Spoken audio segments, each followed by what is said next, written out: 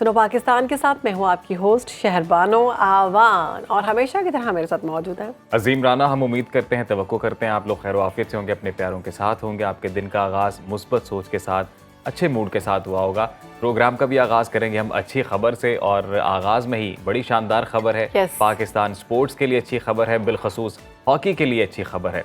और ख़बर कुछ यूँ है जी कि इंटरनेशनल हॉकी फेडरेशन के रैंकिंग में पाकिस्तान हॉकी टीम 2 दर्जे बेहतरी के साथ 16वें से 14वें नंबर पर आ गई है। कौमी टीम ने 3 जून को होने वाले नेशंस कप में कनाडा को 7 गोल से शिकस्त दी थी, जिसके बाद कौमी हॉकी टीम की रैंकिंग में बेहतरी आई है और कौमी टीम अपना तीसरा मैच आज फ्रांस के खिलाफ खेलने जा रही है। तो स्पोर्ट्स के हवाले से बेस्ट विशेस है हमारी हॉकी टीम को, मज़ीद आगे बढ़ें, पाकिस्तान का नाम रोशन करें। जैसे हम सपोर्ट करते हैं ना क्रिकेट को, हमें चाहिए इसी तरह से बाकी खेलों को भी सपोर्ट करना चाहिए। और मैं ये देखती हूँ अजीम, कल हम ये डिस्कस भी कर रहे थे कि जितना हम क्रिकेट पर फोकस करते हैं उतनी उनकी परफॉर्मेंस अच्छी नहीं आती, लेकिन जितना ही हमने बाकी लोगों को निगलेक्ट किया हुआ है उतनी ही अच्छी परफॉर्मेंसेज उनकी आ रही है। कोई गोल्ड मेडल लेके आ रहा है, कोई सिल्वर मेडल लेके आ रहा है, कोई ब्रॉन्ज मेडल लेके आ रहा है, और लेकिन उनको उस तरह से पज़िराई नहीं मिलती और ना ही कोई सपोर्ट मिलती है। तो एक और दिलचस्प खबर आपके साथ शेयर करते हैं, वो अनोखी खबर है, शादी से रिलेटेड खबर है। तो जनाब जनूबी पंजाब के शहर कोट अद्दू से ये खबर है कि एक चचा ने अपने भतीजे की शादी में अनोखी सलामी दी है। सलामी कुछ इस तरह से दी है, सनाउल्ला नामी चचा ने अपने भतीजे को खसूसी तौर पर नोटों से तैयार किया गया 30 फीट लंबा हार पहनाया। 5 लाख मालियत से सजे नोटों के हार को देखकर बाराती हैरान रह गए। सब मिलकर हार को संभालते रहे और इसके साथ सेल्फियां भी बनवाते रहे। इस अनोखी सलामी की वीडियो सोशल मीडिया पर वायरल है।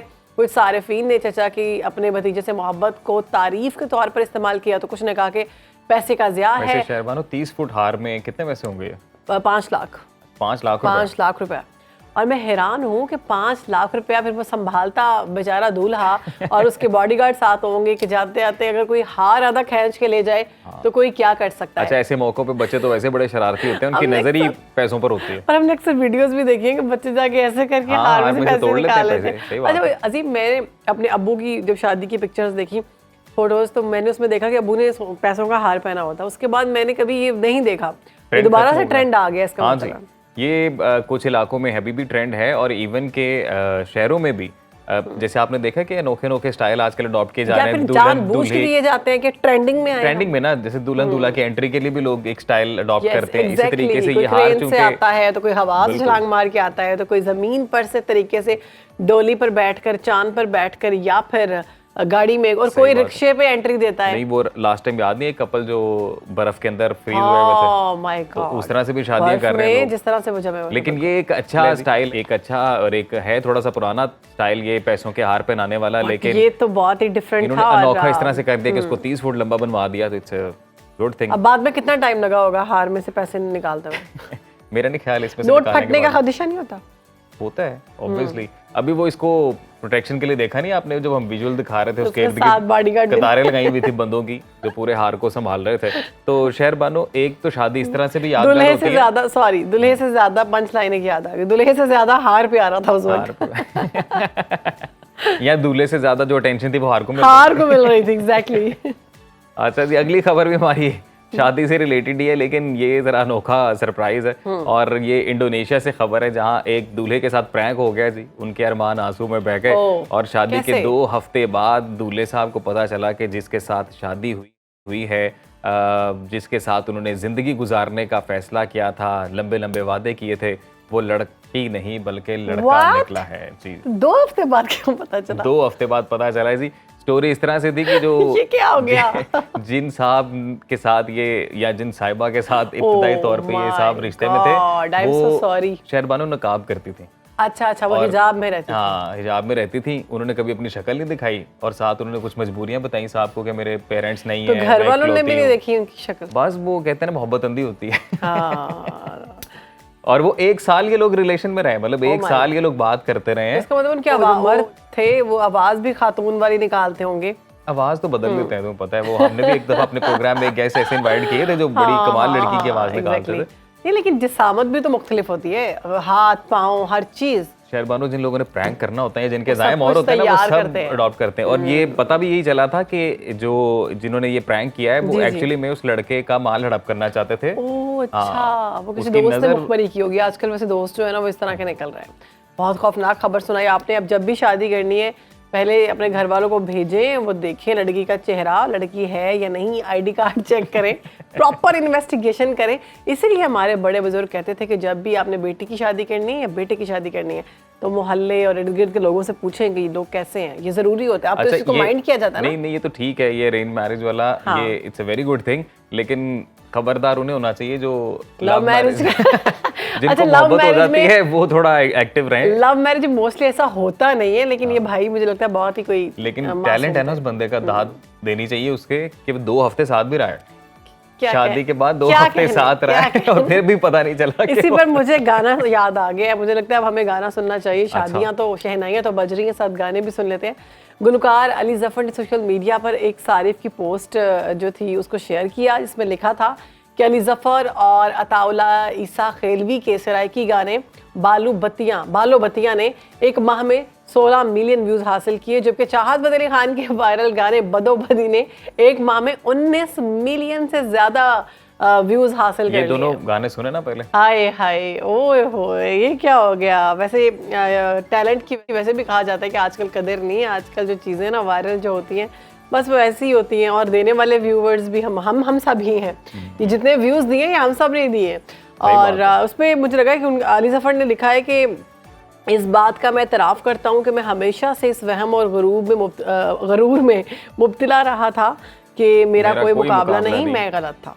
बिल्कुल सही बात है। अब शहरबानो मुझे समझ नहीं आ रहा इस पोस्ट पे मैं हंसूं या मतलब ये जो हुआ है इस पे मैं हंसूं या मैं रोऊं कि हमारा एक ज़ौक जिसे बोलते हैं ना, तो हमारी आवाम का ज़ौक जो है क्या हो गया उन्हें। वैसे अली जफर का मुकाबला है भी कोई नहीं इनके साथ। अताउल्लाह ईसा Khelvi itself is a big star, huge star।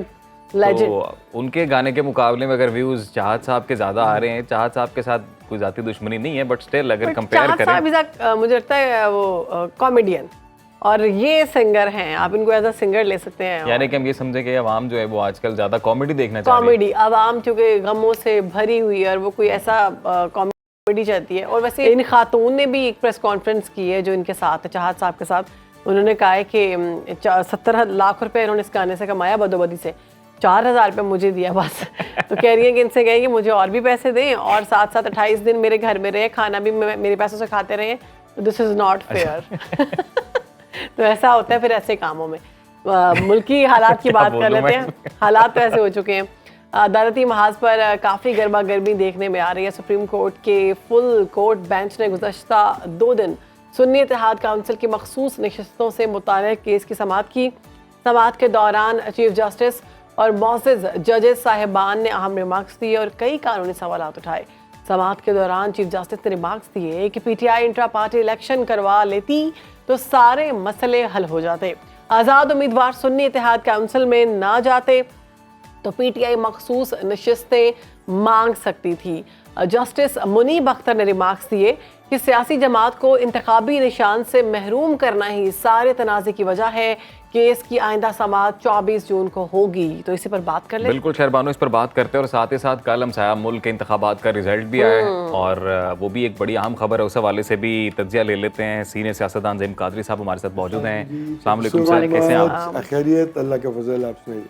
बेहतरीन। तो ज़हीम साहब, पहले भारतीय इंतखाबात का अगर जिक्र कर लें, 400 पार का नारा था सर मोदी का, हाँ जी, तो वो तो रह गया। हाँ, वो पोल सारे जो है वो सारे डिस्टर्ब हो गए और लोगों ने मुख्तलिफ तरीके से वोट दिया।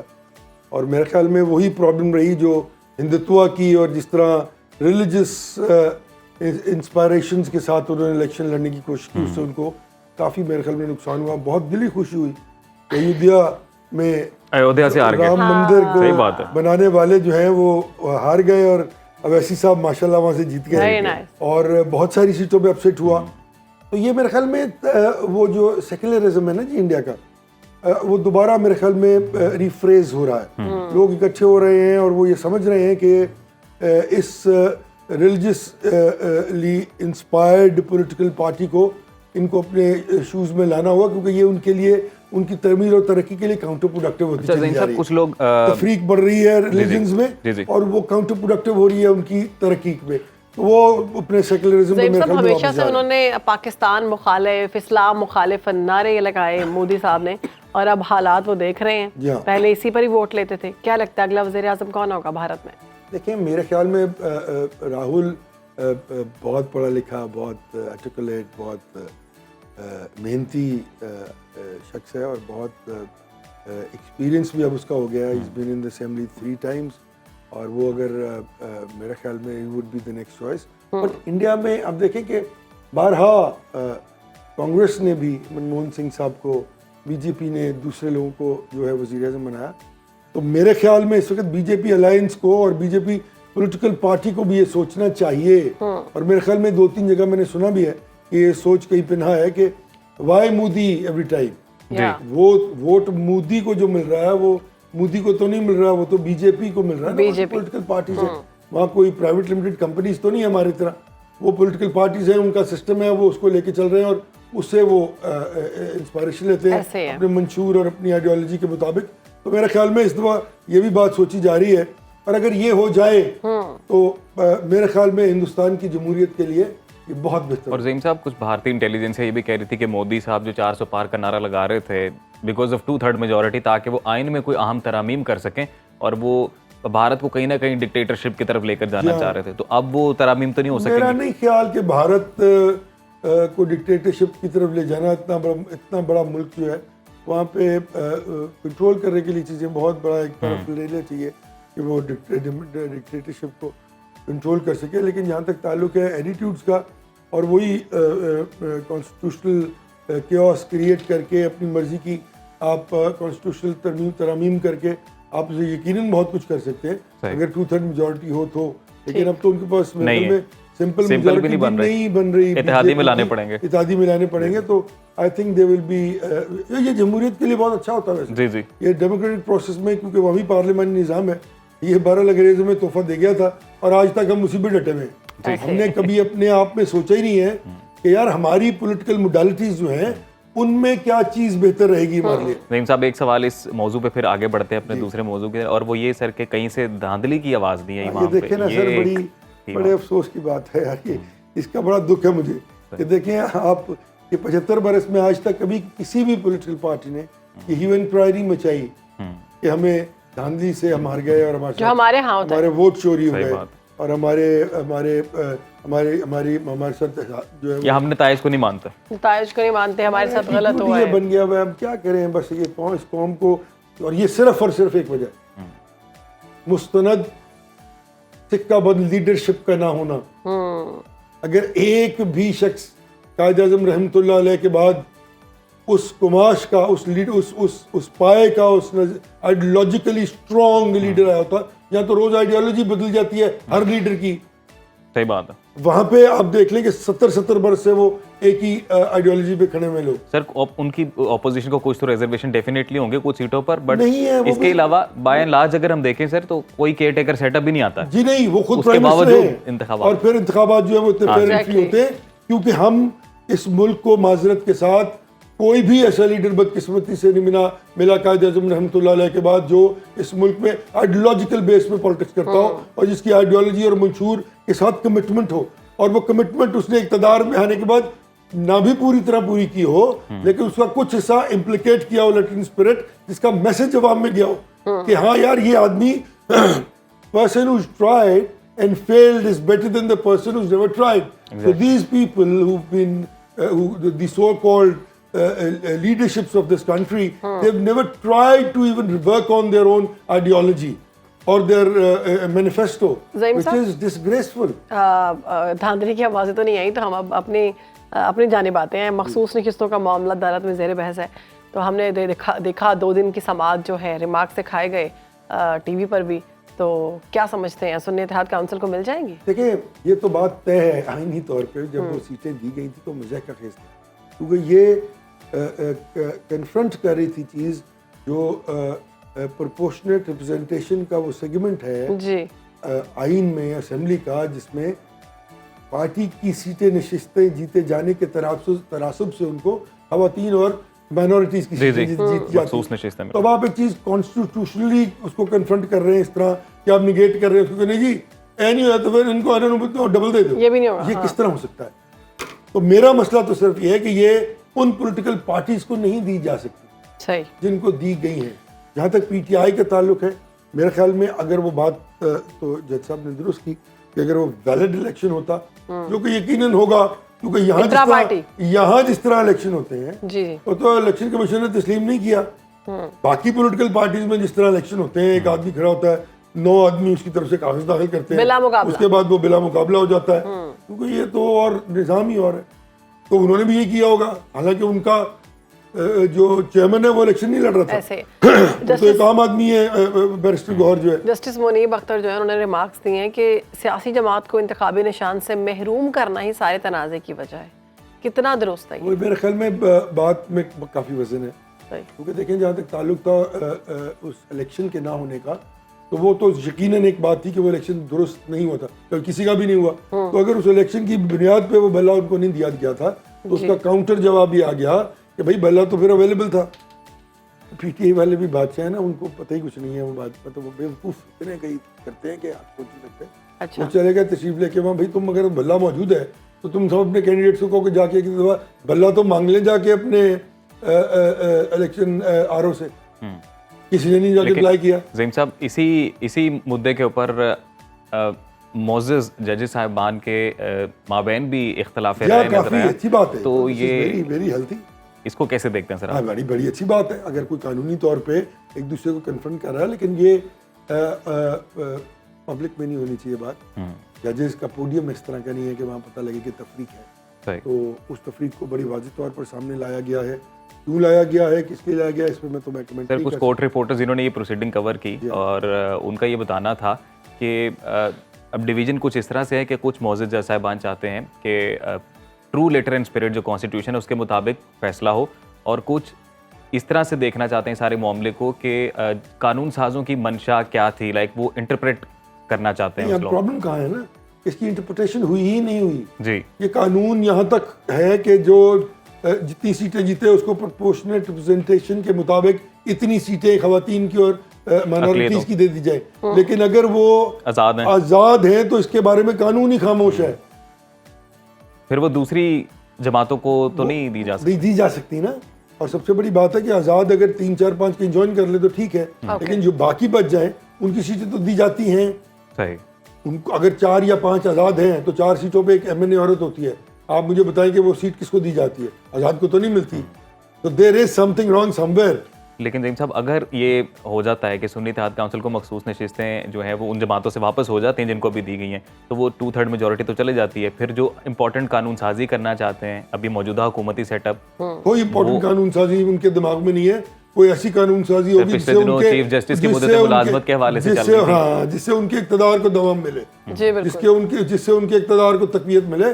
पाकिस्तानी कौम के लिए भाईजान आज तक किसी ने कोई कॉन्स्टिट्यूशनल अमेंडमेंट 2/3 मेजॉरिटी या 3/4 से मतलब अपने फायदे के लिए जो अमेंडमेंट करते हैं, उनके अपने फायदे की बात चीफ जस्टिस साहब क्लियरली कह चुके हैं कि वो नहीं लेना चाह रहे हैं। उसको अभी करेंगे, कल को आके उसी की मुखालफत शुरू कर देंगे। और हम इतनी सादा कौम है, इतने प्यारे पाकिस्तानी हैं हम, इतने खूबसूरत लोग हैं कि फिर इनके दवाम फरेब में आ जाते हैं और फिर इनके साथ चल पड़ते हैं। तो यार बस कर दो अब यार। ज़हीम साहब, हमारे प्रोड्यूसर साहब कह रहे हैं आप भी बस कर दें क्योंकि सेगमेंट का वक्त खत्म हो गया। तो thank you so much for your time sir. नाज़रीन, अब एनवायरनमेंट की बात करते हैं। पाकिस्तान समेत दुनिया भर में माहौलियात का आलमी दिन मनाया जा रहा है। ये दिन मनाने का मकसद माहौल की बेहतरी और आलूदगी के खात्मे से मुतल्लिक आगाही पैदा करना है, मगर इस वक्त पाकिस्तान समेत दुनिया को शदीद माहौलियाती आलूदगी का सामना है और ज़मीन पर इसके संगीन असरात मुरतब हो रहे हैं। तो इसी हवाले से हम बात कर लेते हैं। इसी पर बात करने के लिए हमें ज्वाइन किया है माहिर माहौलियात है मरियम शबीर साहिबा। मरियम, वेलकम करते हैं आपको। हम गुज़श्ता 50 सालों से यही देख रहे हैं कि माहौलियात का दिन मनाया जाता है, मगर माहौलियाती आलूदगी की हम बात करें अगर कम हुआ है तो ये मुसलसल बढ़ रही है कम होने की बजाय। दिन मनाने का कितना फ़ायदा हुआ और मकसद क्या है? जी, जो वर्ल्ड एनवायरनमेंट डे या माहौलियात का दिन होता है वो 5 जून को मनाया जाता है हर साल, और उसका मकसद अंडरलाइन यही होता है कि लोगों को अवेयरनेस दी जाए मुख्तलिफ इन्वायरमेंटल इशूज़ के मुताबिक। और इस साल का जो थीम है वो लैंड डिग्रेडेशन, डिजर्टिफिकेशन और ड्राउट रेजिलियंस है। अगर इसको मैं ब्रेक डाउन कर सकूं व्यूअर्स के लिए आसान अल्फाज में, तो इसका ये मतलब होता है कि जो ह्यूमन इंड्यूस जो इंसानों की वजह से जो एक्टिविटीज हमारी ज़मीन के ऊपर होती है, मिसाल के तौर पर ओवर ग्रेजिंग, लाइफ स्टॉक बहुत ज़्यादा पड़ रहा है उसके ऊपर, इंडस्ट्रीज़ हैं आपकी जो बहुत ज़्यादा आपकी ज़मीन को ख़राब कर रही हैं, एग्रीकल्चर एक्टिविटीज़ बहुत ख़राब कर रही हैं, हाउसिंग स्कीम आपकी इसको ख़राब करती हैं, और फिर जो क्लाइमेट चेंज का इम्पैक्ट होता है वो अलग से उसके ऊपर होता है। वेजिटेशन आपका रिमूव कर दिया जाए तो जो ज़मीन है इन सारी एक्टिविटीज़ की वजह से उसकी फर्टिलिटी कम होती है, यानी कि अगर एग्रीकल्चर एक्टिविटी करनी है तो उसकी उस तरह से सेहत सॉइल की नहीं रहती है जिसकी वजह से उसको इस्तेमाल किया जा सके। तो वो लैंड डिग्रेडेशन यानी कि ज़मीन की तोड़ फोड़ समझे आसान अल्फाज में इस काबिल नहीं रहती कि उसको इस्तेमाल किया जाए, और वो प्रोलॉन्ग्ड अरसे तक अगर यही सिचुएशन रहे तो आपके जो ड्राउट्स होते हैं, खुश्क साली जिसे कहते हैं, वो आपकी काफ़ी सारे इलाकों में होती है। और जो ड्राउट रेजिलियंस है, फिर इस साल की जो थीम है उसमें यही बताया गया है कि जो ड्राउट रेजिलियंस है उसके लिए नेचर बेस्ड सॉल्यूशंस या बहुत सारे ऐसे इकदाम करने की जरूरत है जिसकी वजह से जो लोग ऐसे इलाकों में रहते हैं, जैसे पाकिस्तान में थरपारकर का इलाका आप ले लें कि वहाँ पे काफ़ी ज़्यादा ड्राउट अक्सर रहता है। इस तरह दुनिया में बहुत सारे इलाके हैं जहाँ पे ड्राउट जैसी कंडीशन होती है, तो उनकी रेजिलियंस को बढ़ाया जाए, यानी कि उनकी कैपेसिटी को इतना बढ़ाया जाए कि वो वहाँ पे सर्वाइव कर सकें, और उसके लिए ऑफ कोर्स बहुत सारे इकदाम हैं जिनको करने की जरूरत होती है। तो बेसिकली जो साहिबा, अभी आपने इकदाम का जिक्र किया, मेरे सवाल के दो हिस्से हैं। एक तो ये कि वाकई उन इकदाम को भी आप बताएं कि हम स्टेट सतह पे पाकिस्तान की जो रियासती मशीनरी है वो ऐसे कौन से इकदाम करें कि हम ग्लोबल वार्मिंग के इफेक्ट से बच सकें, और दूसरा ये कि पाकिस्तान का कार्बन एमिशन में कंट्रीब्यूशन बहुत माइनर है। दुनिया में कई ऐसे ममालिक हैं जहाँ से कार्बन एमिशन बहुत ज़्यादा है, लेकिन अनफॉर्चुनेटली हम रीजन में उस जगह पर हैं जहाँ पर we are more prone towards the effects of global warming. तो इंटरनेशनल सतह पर क्या किया जाना चाहिए और पाकिस्तान में क्या किया जाना चाहिए? जी बिल्कुल, जो सारी जो मैंने आपको एक्सप्लेन किया इसमें ना सिर्फ पाकिस्तान इम्पैक्ट होता है बल्कि पूरी दुनिया में ही ड्राउट जैसी कंडीशन होती है। नो डाउट ग्लोबल एमिशन पे देखें तो पाकिस्तान के एमिशंस कम हैं, लेकिन आप ये देखें कि करना क्या चाहिए इसमें। सबसे पहले तो ये है कि जैसे कि 10 बिलियन ट्री सुनामी शुरू किया गया था प्रीवियस गवर्नमेंट में, तो उसको स्पीड अप करने की जरूरत है। उसमें जो दरख्त हैं आपके वो नेटिव लगाने की जरूरत है। उससे फायदा ये होता है कि आपकी जो सॉइल क्वालिटी होती है, जो जमीन जो खराब हुई होती है आपकी, उसके ऊपर आप ट्रीटमेंट्स नेचर बेस्ड सोल्यूशन में सबसे बेस्ट दरख्त ही होता है, और जो एक्सपर्ट हैं रेलिवेंट वो बता सकते होते हैं जो कि कौन से इलाके में अगर ड्राउट है या जमीन एग्रीकल्चर एक्टिविटी से खराब हुई है या ओवर ग्रेजिंग की वजह से खराब हुई है, तो किस तरह का दरख्त लगाएं जिसकी वजह से जमीन जो है वो रिवाइव आहिस्ता आहिस्ता हो सकती है।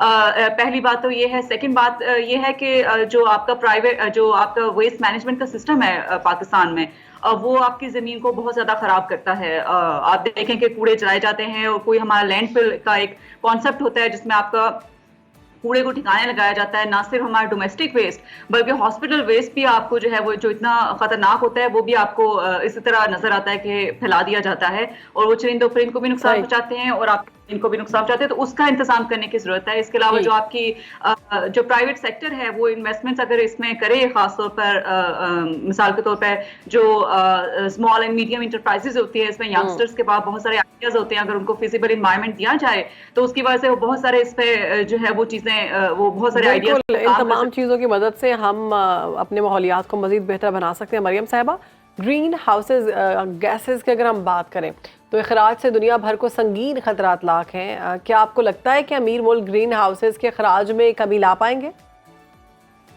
जी, हर साल जो कॉन्फ्रेंस ऑफ पार्टीज आपकी दिसंबर में होती है, जो लास्ट ईयर दुबई में भी हुई थी, अगले साल जो है वो एक दूसरे मुल्क में होने जा रही है, उसमें हर एक मुल्क जो है वो अपनी अपडेट देता है कि उन्हें कार्बन डाइऑक्साइड एमिशंस कम करनी है। लास्ट ईयर की जो कॉन्फ्रेंस थी दिसंबर में, उसमें तो मीथेन पर भी बड़ी बहस की गई कि उसको भी कम करने की जरूरत है। तो हर साल एक टारगेट्स 5 साल के सेट कर दिए जाते हैं, या 2060 तक के टारगेट्स सेट किए जाते हैं कि रिन्यूएबल की तरफ मूव करेंगे, हम कार्बन डाइऑक्साइड एमिशंस को कम करेंगे।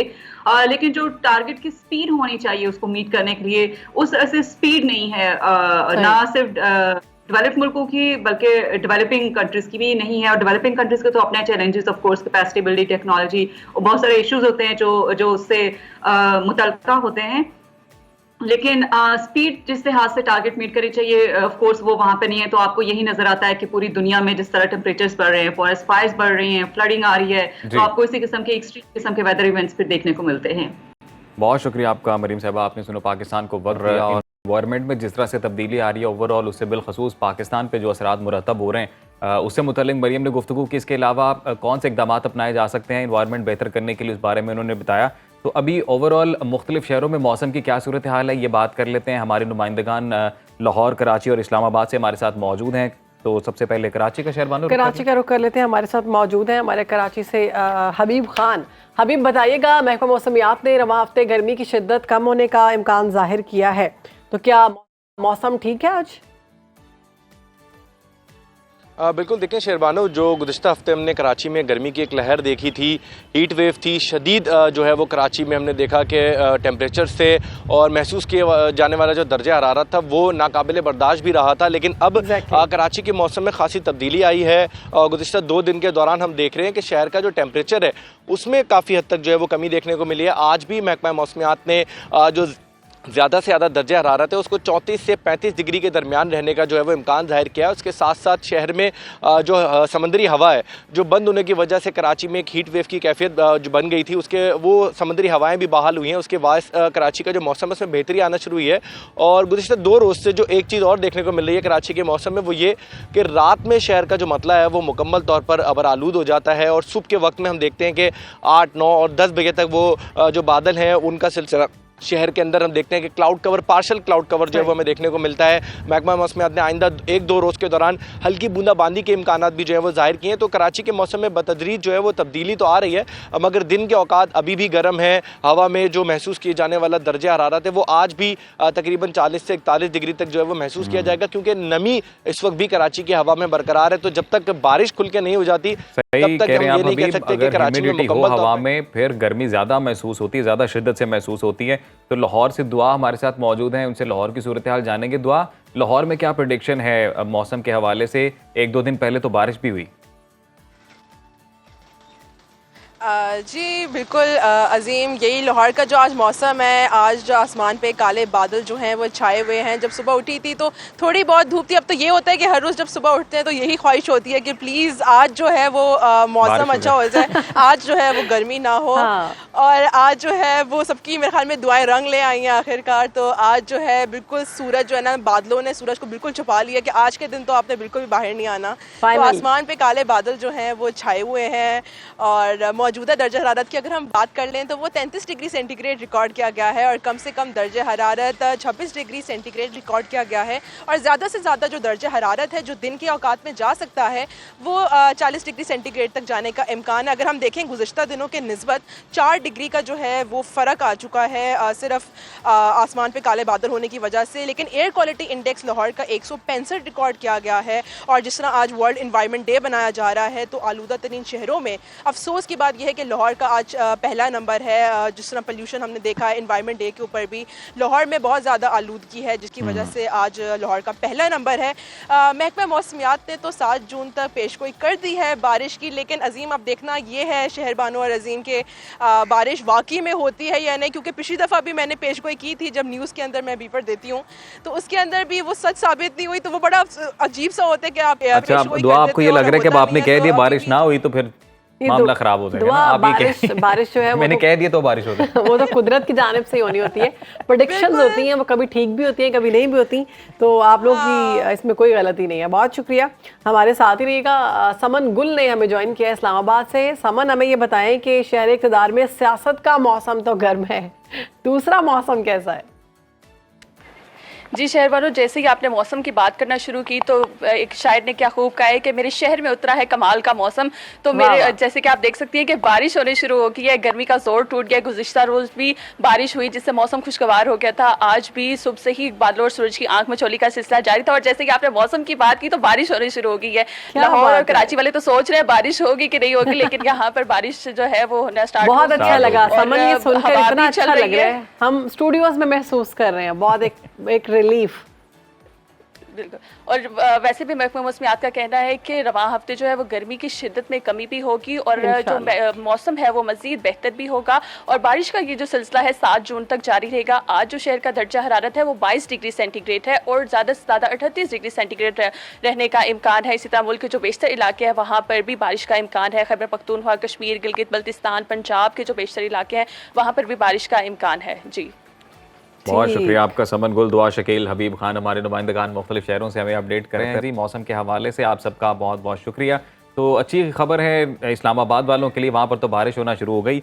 लाहौर वालों के लिए भी अच्छी खबर है कि आज दर्जा हरारत तकरीबन 35 है शहर बानो, और आज भी सूरज उस तरह से नहीं जिस तरह रोजाना और मुझे इस्लामाबाद वालों के लिए सुन के खुशी हुई कि वहाँ पर बारिश शुरू हो चुकी है। बस मैं यही कहने लगी कि हवा का रुख इस तरफ होगा तो इंशाल्लाह लाहौर में बारिश होगी, कराची में भी अल्लाह करे बारिश, और बाकी जो दीगर शहर इनसे मुंसलिक हैं उनमें भी मौसम बेहतर होगा, तो हालात बेहतर होंगे, लोग भी बेहतर होंगे। वैसे ही गर्मी में वैसे ही मूड ऑफ रहता है, तो मौसम जो है अच्छा हो तो दिल का मौसम भी अच्छा लगने लगता है। बात करेंगे पाकिस्तान के टैलेंट की, तो पाकिस्तान के हीरोज़ की बात होगी। इस वक्त हमारे साथ मौजूद हैं स्क्वाश के नामवर प्लेयर महानूर अली, जिन्होंने Singapore junior open squash championship में गोल्ड मेडल जीता और पाकिस्तान का नाम रोशन किया है। और महानूर से बात कर लेते हैं, हमारे साथ मौजूद हैं। Mahnoor, thank you so much for your time. कैसी हैं आप? पहले तो आपको बहुत बहुत मुबारकबाद, आपने गोल्ड मेडल अपने नाम किया। बताइएगा कैसा रहा पूरा event? Thank you so much. मैं बहुत खुश हूँ कि मैं अपने मुल्क के लिए गोल्ड मेडल ले पाई और सिंगापुर में भी। तो इंशाल्लाह आगे और भी, और बहुत टफ टूर्नामेंट था मेरा, बहुत अच्छे अच्छे प्लेयर्स थे, एशियन टॉप 5 प्लेयर्स थे, लेकिन उनसे मैं जीती, मुझे प्लेयर ऑफ द टूर्नामेंट का अवार्ड भी मिला, तो मैं बहुत खुश हूँ। ओके मानूर, हमें ये बताएं कि अपनी कामयाबी का क्रेडिट किसको देंगे आप? अपने कोचेस को, अपने स्पॉन्सर बिल्किस अब्दुल रज़ाक फाउंडेशन को, और मेरे पेरेंट्स कहूँगी जिन्होंने मेरे साथ इतनी सपोर्ट की और मेहनत की, तो उन्हीं की वजह से मैं आज ये मेडल ले।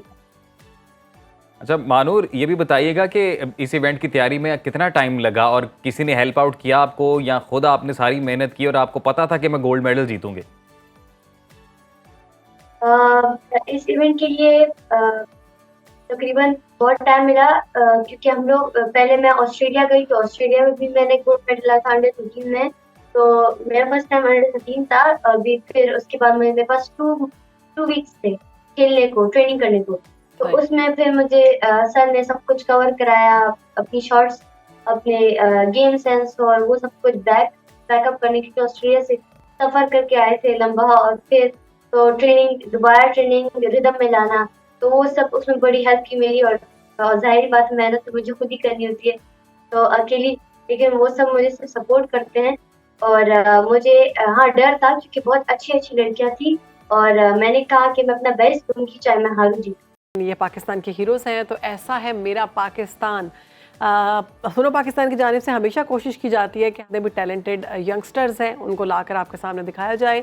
मेहनत करते हैं ये, इनको सपोर्ट करें, इनको आपके प्यार की ज़रूरत है। नाज़रीन, इस सेगमेंट में अब हम पाकिस्तान की खूबसूरती की बात करते हैं, और हम कोशिश करते हैं कि इस सेगमेंट में कोई ना कोई ऐसी जगह का जिक्र किया जाए, कोई ना कोई ऐसे मनाजिर आपको दिखाए जाएँ कि अगर आप पाकिस्तान का टूर प्लान कर रहे हैं किसी जगह को विज़िट करने का, तो यहाँ ज़रूर जाएँ। तो आज हम बात करेंगे नागा पर्वत के बर्फीले पहाड़ों, शफाफ नदियों, मछलियों, परिंदों, तितलियों, सैकड़ों इकसाम के पौधों और भूरे रीछों का मस्कन देओसाई नेशनल पार्क। ये विजुअल्स आप देख सकते हैं टीवी स्क्रीन पर, जो गिलगित बल्तिस्तान में स्कर्दू, खरमंग और अस्तौर के अजला के दरमियान वाक़, सतह समंदर से 1350 फुट बुलंद और 3000 मुरब्बा किलोमीटर पर फैला हुआ देओसाई नेशनल पार्क साल के 9 महीने बर्फ से ढका रहता है। यहाँ 30 फुट तक बर्फ पड़ती है, जो बाद में पिघलकर दरियाए सिंध में शामिल हो जाती है। इसके अलावा यहाँ का मौसम जनाब ये कहा जाता है कि बड़ा ही अनप्रेडिक्टेबल है, गिरगिट की तरह रंग बदलता है। कभी सख्त तरीन धूप चेहरे झुलसा रही होती है, तो अगले ही लम्हे बारिश या फिर बर्फबारी भी हो सकती है। तो दिलचस्प बात यह है कि यहाँ गर्मियों में भी बर्फबारी होती है। बिल्कुल, देओसाई पहुँचने के 2 रास्ते हैं, एक रास्ता स्कर्दू से है, दूसरा इस्तौर से है। देओसाई की वाहिद झील शेफसर है। ये झील दुनिया की बुलंद तरीन झीलों में से एक है, और इस झील की ख़ास बात यह है कि इसकी सतह हमेशा यकसा रहती है। इसमें पानी ना कहीं से दाखिल होता है और ना खारिज होता है, इसलिए मकामी लोग जो हैं वो इसे अंधी झील भी कहते हैं। और इसके साथ साथ यहाँ काला पानी के नाम से एक दरिया भी बहता है। अपनी तह में मौजूद काले पत्थरों की वजह से ये दरिया काला पानी कहलाता है। हैरानकुन बात यह है कि इंतहाई बुलंदी पर होने के बायस पूरे देओसाई में एक भी दरख्त नहीं है, इसलिए यहाँ परिंदे भी अपना घोंसला ज़मीन पर ही बनाते हैं। देओसाई में गहरी खामोशी सदियों से राज करती है।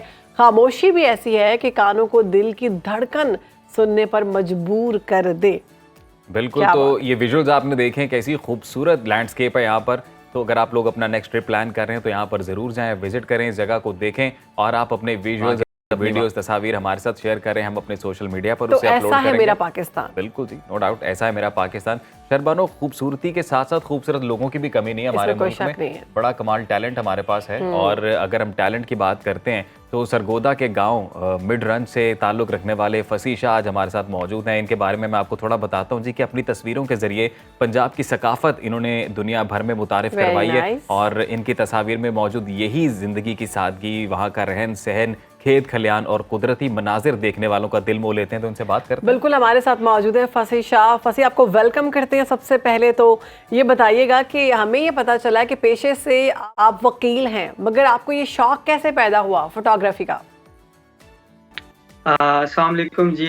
सबसे तो मैं आपका शुक्रिया अदा करता हूँ कि आपने ये बहुत अच्छा जो टॉपिक है ये सिलेक्ट किया, जो पंजाबी कल्चर है, तो इस बहुत ज़्यादा नीड है। तो बाकी आपका क्वेश्चन के बाय प्रोफेशन में लायर हूँ और बाय पैशन में फोटोग्राफर हूँ।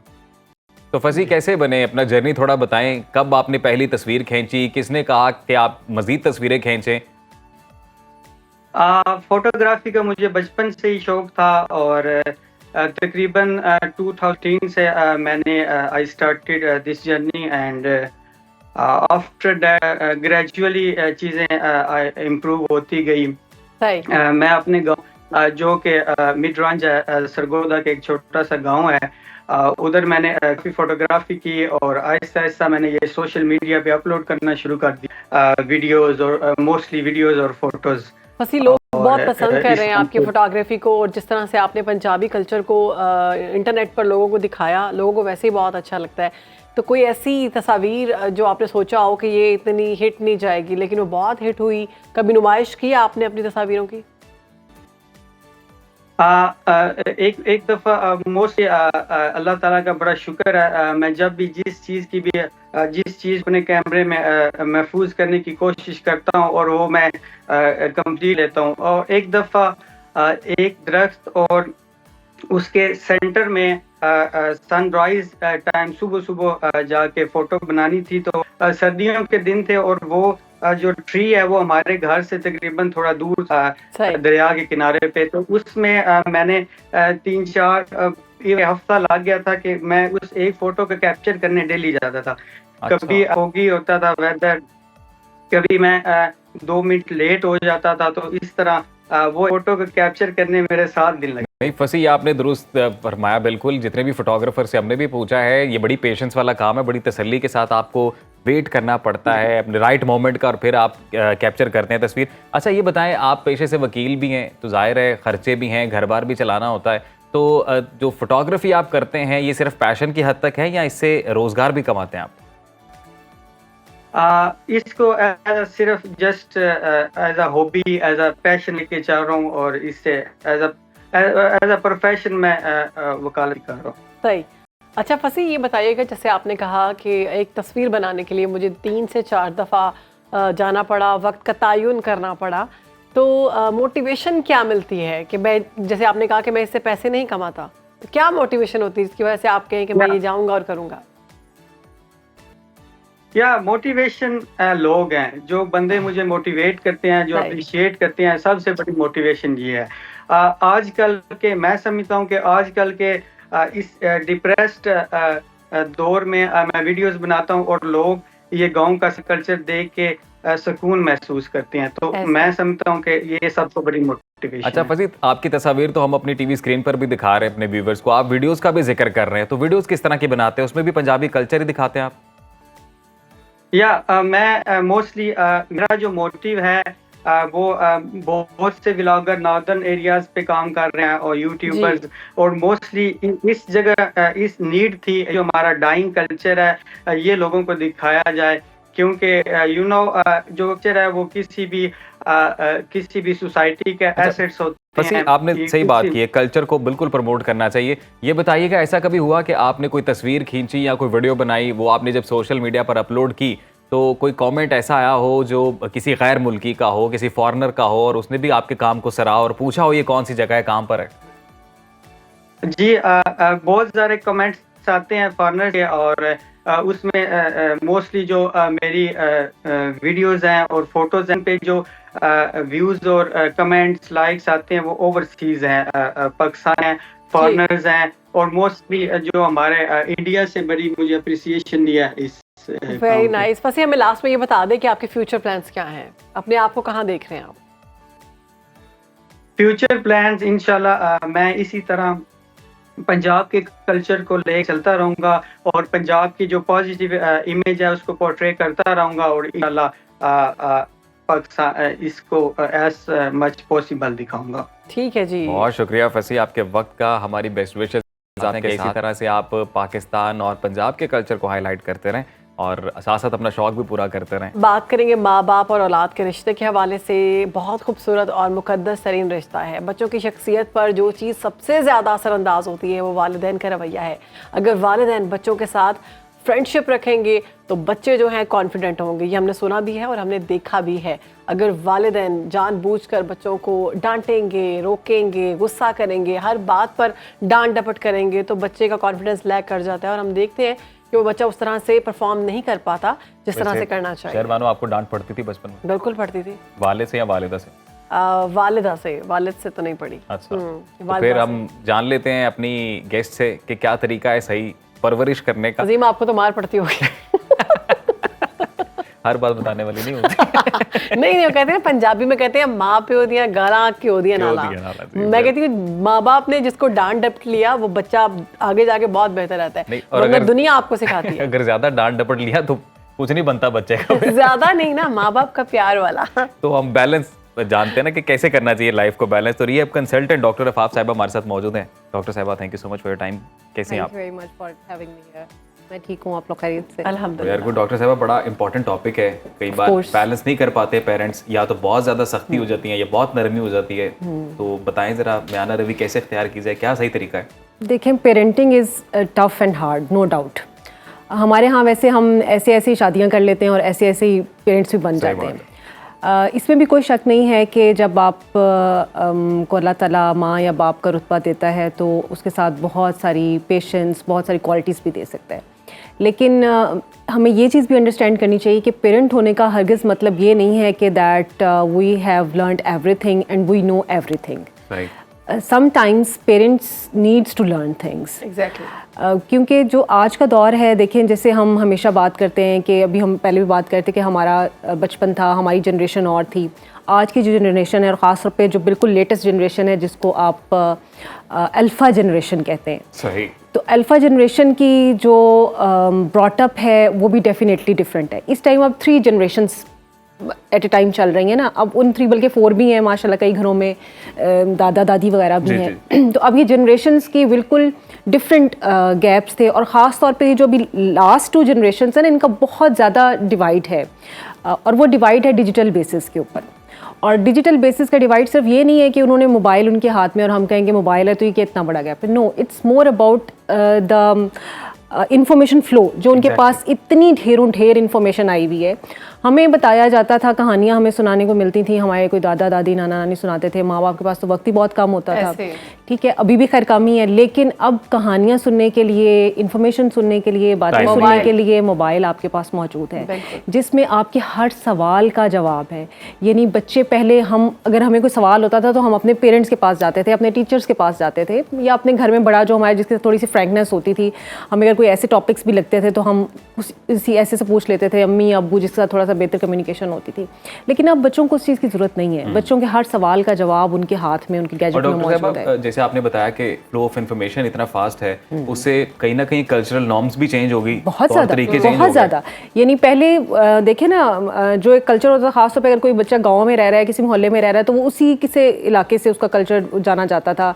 उसको इतनी इन्फॉर्मेशन होती थी जब तक कि उसका वो स्कूल का एक्सपोजर नहीं होता था या वो गाँव से शहर में नहीं आता था। इसी तरह से जिस एरिया में जो बच्चा रहता था उसके पास इतनी इन्फॉर्मेशन और उतना नॉलेज और उतनी ही चाहत भी होती थी कि मेरे पास ये चीज़ होनी चाहिए। अच्छी बात नहीं है कि सारे बच्चों के पास बहुत अच्छा है, लेकिन इसकी वजह से पेरेंट्स के पास चैलेंजेस भी हैं ना अब।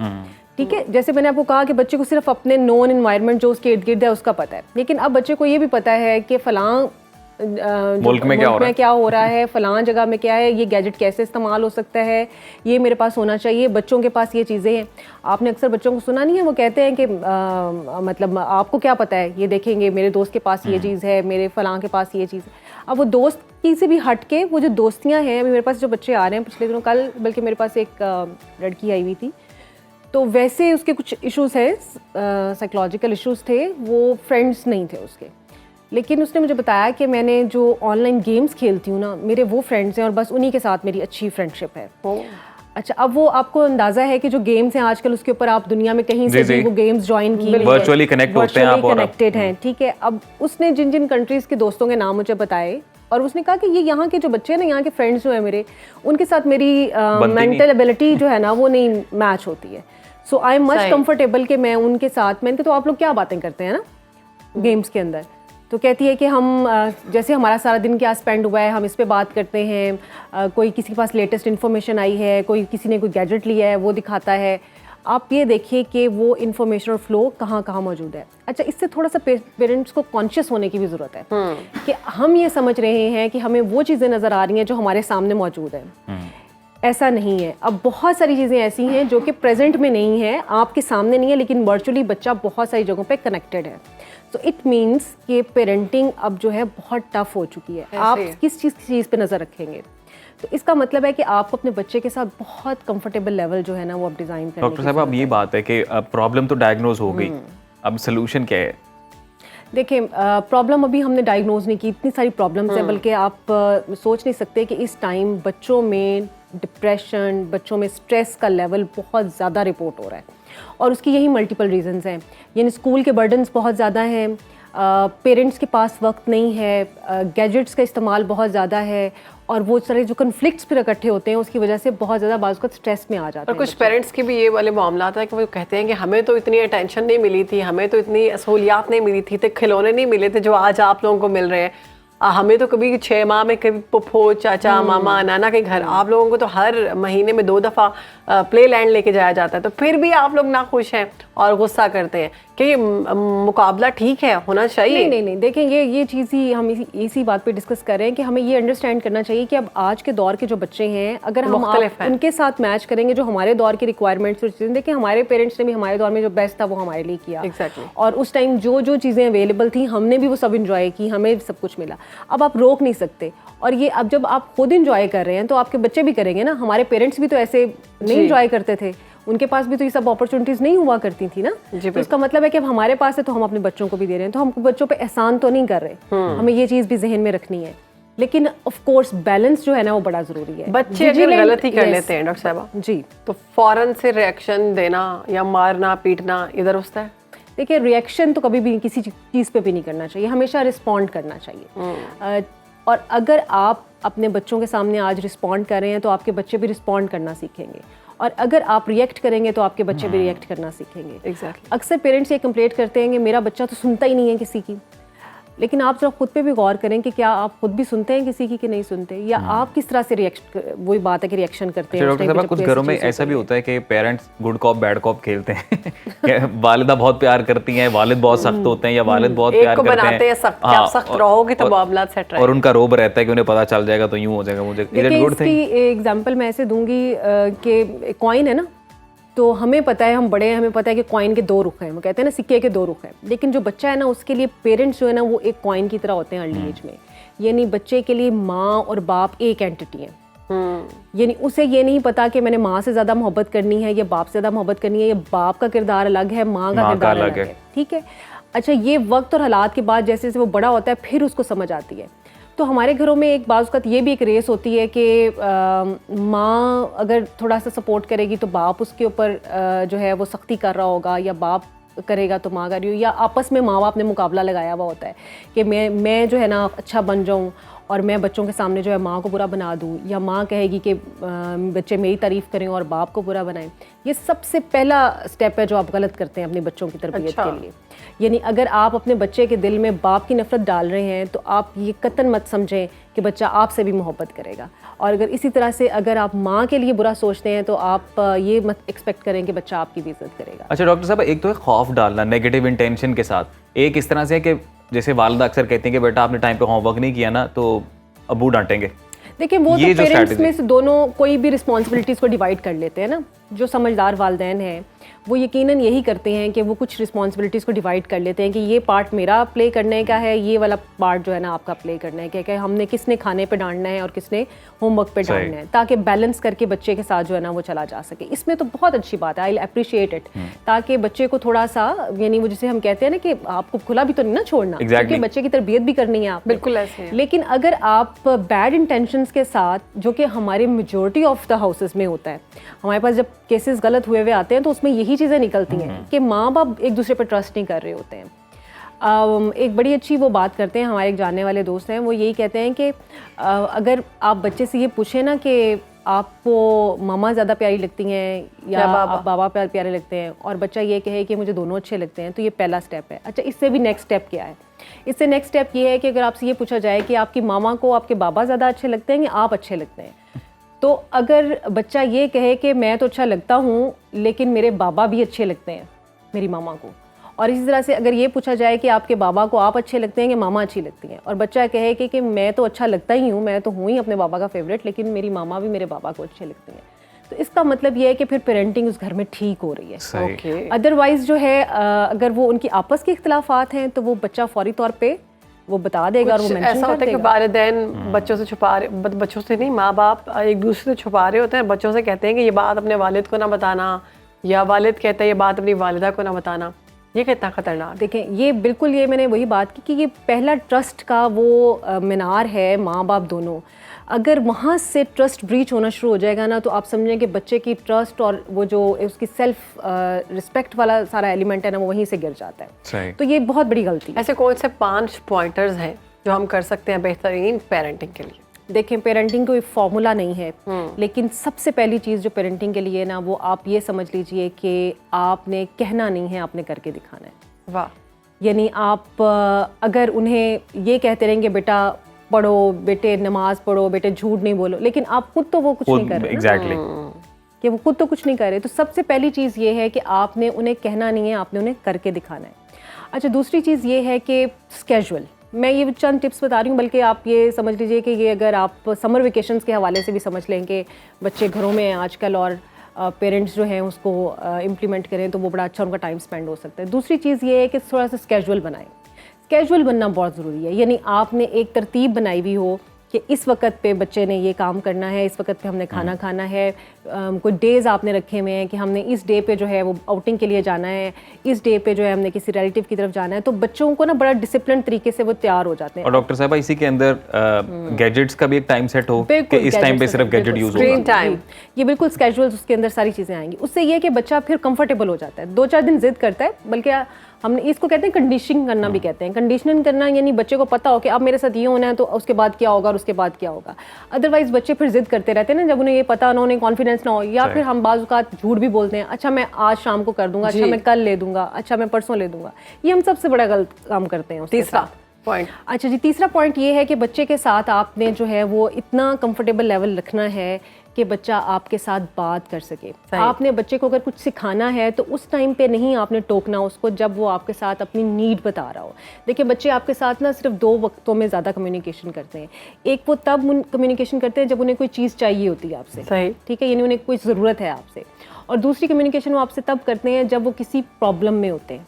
अगर आप इन दोनों पॉइंट्स पे उनकी तरबियत करना शुरू कर देंगे, यानी बच्चा आपको कुछ टाइम पे कुछ ज़रूरत बता रहा है और आप उसे कह रहे हैं, फॉर एग्जाम्पल बच्चा ठीक से बात नहीं कर रहा, बोलने का अंदाज़ ठीक नहीं है उसका, और आप उस टाइम पे उसे ये समझाना शुरू कर दें कि तुम ठीक से बात करो, तुम्हारा ये लफ्ज़ गलत है, तुम्हारा लहजा कैसा है, तो बच्चा खामोश हो जाएगा। डॉक्टर साहब, हमारे सेगमेंट का वक्त खत्म हो गया जी, माजरत की टॉपिक ऐसा है कि इस पे ढेरों घंटे जो है बात की जा सकती है। बहुत शुक्रिया आपके वक्त का, सुनो पाकिस्तान को आपने वक्त दिया। नाजरीन, बात करेंगे क़याम पाकिस्तान के इस्लामी और रूहानी पहलुओं की। गुज़िश्ता सेगमेंट में हमने तसव्वुफ़ पर बात की थी और ये समझने की कोशिश की कि तसव्वुफ़ क्या है और बरे सग़ीर में इस्लाम की अशात में तसव्वुफ़ का कितना अहम किरदार रहा है। इसी सिलसिले को आगे बढ़ाएंगे और आज हम बात करेंगे सूफ़ीज़म से मुतल्लिक़ कि बरे सग़ीर पाक व हिंद में सूफिया कराम ने अपने किरदार और अमल से लोगों की ज़िंदगियों में कैसे इनकलाब बर्पा किया और गैर मुसलमानों को इस्लाम की तरफ कैसे राग़िब किया। इसी पर बात करने के लिए हमारे साथ मौजूद हैं रिसर्च स्कॉलर हैं सैयद फ़हद अली काज़मी साहब। वेलकम करते हैं फ़हद साहब, कैसे हैं आप? अल्हम्दुलिल्लाह, आप लोग खैरियत से हैं? काज़मी साहब, तो आज क्या सर आप बता रहे हैं हमें?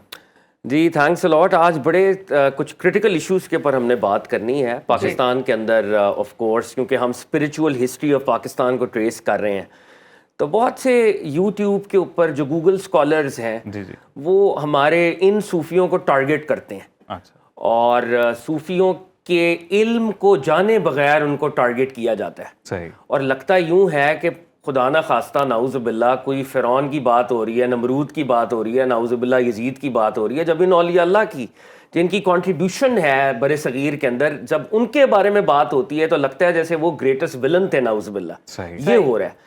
तो जो इश्यूज उठाए जाते हैं, मेरा दिल कर रहा था कि मैं आज इन उस इश्यूज को क्विकली ज़रा एड्रेस करूं और इनके जो सवालात हैं उनको हम लॉजिकली ज़रा देख लें, क्योंकि बहुत शोर है, बहुत से लोग समझ रहे हैं कि एक यही नैरेटिव है और दूसरा काउंटर नैरेटिव क्योंकि आ नहीं रहा। तो आज हमने सोचा कि कोई नैरेटिव आपके सामने रखें। बिल्कुल सही। हमारे यहाँ यूट्यूब पे एक आवाज़ बुलंद हुई जी, बाबे ते शाही कोई नहीं। जी सरकार दो आलम सल्लल्लाहु अलैहि वसल्लम की हदीस पाक, आका ने फरमाया जो बड़ों का अदब नहीं करता, छोटों पर रहम और शफकत नहीं करता, हम में से नहीं है। हमारा दीन बड़ों के अदब के ऊपर खड़ा हुआ है। ऐसे और अगर वो ये कहें कि जी पूरा फिक्रा तो यूं था, आपने पूरा नहीं बोला, मेरे नबी सा है ही कोई नहीं, तेरे बाबे ते शाही कोई नहीं, तो वो कौन जाहिल है जो किसी बाबे को सरकार दो आलम सल्लल्लाहु अलैहि वसल्लम से कंपेयर करेगा? ये तो पॉसिबल ही नहीं है, दिस इज इम्पॉसिबल। बेशक। और जिस दर्जे पर सूफिया कराम ने सरकार दो आलम सल्लल्लाहु अलैहि वसल्लम को सेलिब्रेट किया, जिस दर्जे की मारिफत, जिस दर्जे की मोहब्बत उन्होंने मेन स्ट्रीम की, वो तो जब सरकार दो आलम सल्लल्लाहु अलैहि वसल्लम की बात करते हैं तो वो आका के बारे में कहते हैं हकीका मोहम्मदिया अला साहिबुस सलात, द मोहम्मदन रियलिटी। वो तो उस दर्जे पर जाके उनको सेलिब्रेट करते हैं। सही। तो बहुत ही अनफॉर्चुनेट बात है। और मुझे कभी कभी लगता है कि जैसे आज मैं आपका प्रोग्राम भी देख रहा था, हर दर्जे पर बदज़ौकी की पीक को हमने अटेन किया हुआ है। हम आर्ट्स की बात करें, हम शायरी की बात करें, और अब हम रिलीजियस स्कॉलरशिप की बात करें। जो स्कॉलर्स बने हुए they need to go to their schools basically. जिस तरह की लिंगो वो इस्तेमाल करते हैं, मुझे तो हैरानी होती है कि ये रिलीजियस स्कॉलर्स हैं जो लैंग्वेज ही इस्तेमाल कर रहे हैं। काज़मी साहब, जो लोग तनकीद करते हैं वो सर हवाला तो उन किताबों का जी मैं इस तरफ आ जाऊंगा, मैं बिल्कुल उस तरफ आऊंगा। पहला सवाल जो वो उठाते हैं वो कहते हैं कि जी तसव्वुफ जी सरकार दो आलम सल्लल्लाहु अलैहि वसल्लम के दौर में कहाँ था, ये इल्म कहाँ था, सहाबा के दौर में कहाँ था? इस्लाम के साथ इसका कोई ताल्लुक नहीं है। ये एक पैरेलल रिलीजन है, that's the lingo that they come up with. तो मेरा उनसे सवाल है कि सरकार दो आलम सल्लल्लाहु अलैहि वसल्लम के दौर में इल्मुल फिक्र कहाँ था, इल्मुल हदीस कहाँ था, सर्फ नहव कहाँ था, इल्मुल रिजाल कहाँ था? भाई सरकार के दौर में सल्लल्लाहु अलैहि वसल्लम इल्म एक वहदत थी, इकाई। नॉलेज के अंदर ब्रांचेस हमेशा बाद में बनती हैं। न्यूटन के दौर में न्यूक्लियर फिजिक्स नहीं थी, न्यूक्लियर फिजिक्स आज है फॉर एग्जाम्पल। तो इसी तरह सरकार दो आलम सल्लल्लाहु अलैहि वसल्लम के दौर में इल्मुल फिक्र कोई अलहदा इल्म नहीं था, इल्मुल हदीस कोई अलहदा इल्म नहीं था। तो जो बातनी रूहानी अलूम थे वो भी सरकार के दौर में एक इकाई के लेवल पर एग्जिस्ट करते थे। और जब समझा गया कि अब टाइम आ गया है कि उनको अलहदा कंपाइल किया जाए तो उनको अलहदा कंपाइल किया गया। तो ये आपका सवाल कि जी सरकार दो आलम सल्लल्लाहु अलैहि वसल्लम के दौर में कहां था, तो ये सारे अलूम एज अ होल एग्जिस्ट करते थे। वहां पर हर सहाबी अपने दर्जे का फकीह था, मुहद्दिस था और सूफी था। मगर ये टर्म उनके लिए हम इस्तेमाल नहीं करते क्योंकि इल्म की अभी डेवलपमेंट होनी थी और स्पेशलाइजेशन और ब्रांचेस वो हमेशा बाद में बना करती हैं और वो बाद में बनी। अच्छा, एक इशू ये उठाते हैं ये कि उन्होंने कहा जी कि ये सूफी जो है इनकी कोई अपनी ऑल्टरनेटिव आइडियोलॉजी होती है, मुतबादिल कोई आइडियोलॉजी पे काम करते रहते हैं। इतने सच्चे होते तो कुरान का तर्जुमा क्यों नहीं किया इन्होंने दूसरी जबानों के अंदर? इनका काम था कुरान का तर्जुमा करते। अब मेरा इनसे एक सवाल है कि एक शख्स जो है वो गिर रहा हो, आप पहले उसको रेस्क्यू करेंगे या उसको कहेंगे मैं तुम्हें सेफ्टी सिक्योरिटी प्रोटोकॉल्स का 1 घंटे का पहले लेक्चर देता हूं? पहले रेस्क्यू किया जाता है। सेंट्रल एशिया में, टर्की में, साउथ एशिया में लोग जहन्नुम के गड्ढे में गिर रहे थे। इन सूफिया ने आके पहले रेस्क्यू किया कि कलमा तो पढ़ो, तौहीद का तो पता चले तुम्हें, खत्म नबूवत का तो तुम्हें पता चले। इनका मिशन रेस्क्यू का मिशन था। दे वर रेस्क्यूइंग लोग जो जहन्नुम के गढ़ों में गिर रहे थे। यहां पर गालिब अक्सरियत जो थी वो नॉन मुस्लिम्स की थी। अगर वो कलमा ना पढ़ती तो उनको कुरान का कैसे पता चलता? और बाय द वे एक सवाल तो फिर आपसे भी बनता है कि अगर आप फुकहा के मानने वाले हैं, मुहद्दिसीन के मानने वाले हैं, तो उनके पैरोकारों ने तबलीग की तो कहां की, और उन्होंने ट्रांसलेशंस क्यों नहीं की? वो भी ट्रांसलेशंस कर सकते थे। अगर ये इतराज आप सूफियों पे लगा रहे हैं तो ये इतराज तो फिर दीगर इल्मी रवायतों के एयर्स के पर भी आता है। तो ये भी absurd बात है। सूफियों ने तबलीग भी की, बादशाहों से टक्कर भी ली, लोगों की इखलाकी तरबियत भी की, और अल्टीमेटली जब उनको ये लगा कि यहाँ पे ट्रांसलेशन होनी चाहिए तो Shah Waliullah by the way जिन्होंने ट्रांसलेशन की थी वो भी तसव्वुफ नवाज ही थे, वो भी सूफीज्म से इंस्पायर्ड ही थे बाय द वे। और उस दौर में लोगों को अरबी की तालीम भी इस दर्जे की होती थी कि एट टाइम्स वो डायरेक्टली अरबी को पढ़ सकते थे। ये भी एक रीजन था कि ट्रांसलेशन फौरी तौर पे नहीं हुई। अरबी was part of their heritage. तो ये सवाल भी इनका जो है अजीबो गरीब है। और मतलब एक सवाल जो ये अक्सर करते हैं कि जी आजकल मज़ारात पे जो हो रहा है वो बड़ी प्रॉब्लम है जी मज़ारात में। पहला सवाल ये है किस सूफी ने ये कहा कि जी मज़ारात पे आप ये करें? आप मुझे शेख अली बिन उस्मान अजमेरी की तालीम से बताएं, आप शेख अब्दुल कादिर जिलानी, शेख जुनैद बगदादी, बायजीद बस्तामी, भाई मज़ारात पे जो हो रहा है तो क्या हमारे मदारिस में जो हो रहा है वो इस्लाम है? हमारे स्कूलों में, यूनिवर्सिटियों में, घरों में जो हो रहा है वो इस्लाम है? आइडियल तो कहीं भी नहीं है। तो अगर मज़ारात में प्रॉब्लम है that is a sociological problem, और वो सूफियों की तालीम नहीं है, सूफियों के अपने टेक्स्ट के अंदर वो तालीम एग्जिस्ट नहीं करती। अच्छा, एक बात जो इन्होंने बड़ी उठाई और जिसके ऊपर बड़ी बात होती है वो आप जैसे कह रहे हैं कि जी इबारात जी, और वो टेक्स्ट तो भी इन्हीं किताबों के अंदर लिखे हुए हैं ना।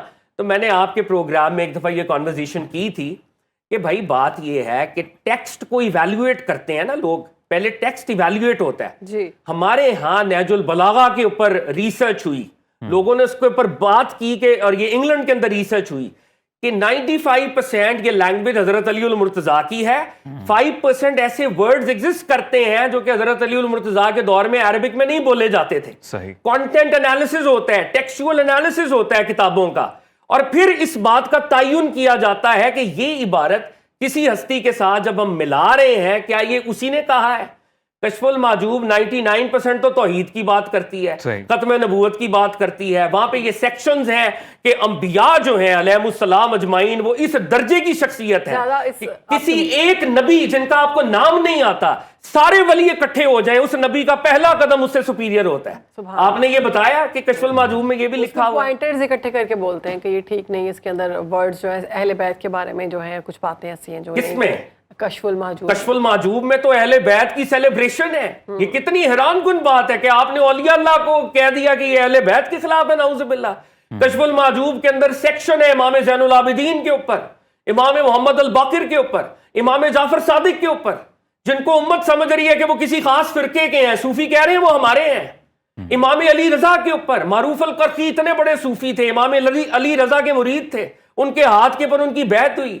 शेख अब्दुल कादिर जिलानी हुजूर गौसे आजम, उनका शजरा जो है इमामों से होके आइमा अहले बैत से होके आता है। अगर वो अहले बैत से मोहब्बत नहीं रखते थे तो कौन रखता था?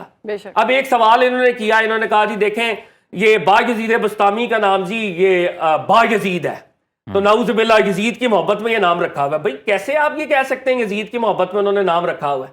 आपने उनका दिल चीर के देखा है कि वो यजीद की मोहब्बत करते थे? नाउजुबिल्लाह। बायजीद बस्तामी वो हस्ती है जिन्होंने कहा कि मुझे इमाम जाफर सादिक से फैज हुआ है, मेरे पास जो इल्म है, मेरे पास जो स्पिरिचुअल क्लैरिटी है वो इमाम जाफर सादिक की वजह से है। सिलसिला आलिया नक्शबंदिया इमाम जाफर सादिक से होकर आगे चलता है। भाई आपके नाम के साथ अगर किसी के नाम पे मिर्जा लिखा हो और एक कंट्रोवर्शियल कैरेक्टर वो भी मिर्जा हो तो क्या आपने उसके नाम पे मिर्जा रखा हुआ है? तब आप कहेंगे नहीं मेरी तो कास्ट है मिर्जा, मैंने उसके नाम पे मिर्जा थोड़ी रखा हुआ है। तो भाई अबा यजीद उस दौर के अंदर पता नहीं क्या हालात थे जिन वजह से उन्होंने वो नाम रखा हुआ था। फिर ये कहते हैं जी सूफी कहानियां सुनाते हैं। भाई सूफी कहानियां सुनाते हैं, इकबाल ने शायरी की और वो कहानी को कहानी कहकर सुनाते हैं। क्या हम दोस्तोविस्की को, टॉलस्टॉय को, ये जो आलमी अदब है इसको जीरो कर दें? दुनिया आज मौलाना जलालुद्दीन रूमी को सेलिब्रेट करती है कि जो मौलाना रूमी का लिटरेचर है वो आलमी अदब का शाहकार है, वो प्रॉफिट सल्लल्लाहु अलैहि वसल्लम की मैनिफेस्टेशन है। आप उस लिटरेचर को कह रहे हैं कि जी इसको आप फेंक दें। फाज साहब हमारा प्रोग्राम का वक्त है वो खत्म हो चुका है। बहुत शुक्रिया आपका, आपका पॉइंट जो है वो पहुंच चुका है दुनिया तक। अब फैसला लोगों ने खुद करना है। आज के प्रोग्राम से हमें इजाजत दें, इंशाल्लाह कल आपसे मुलाकात होगी। तब तक के लिए अपना ख्याल रखें। अल्लाह हाफ़िज़।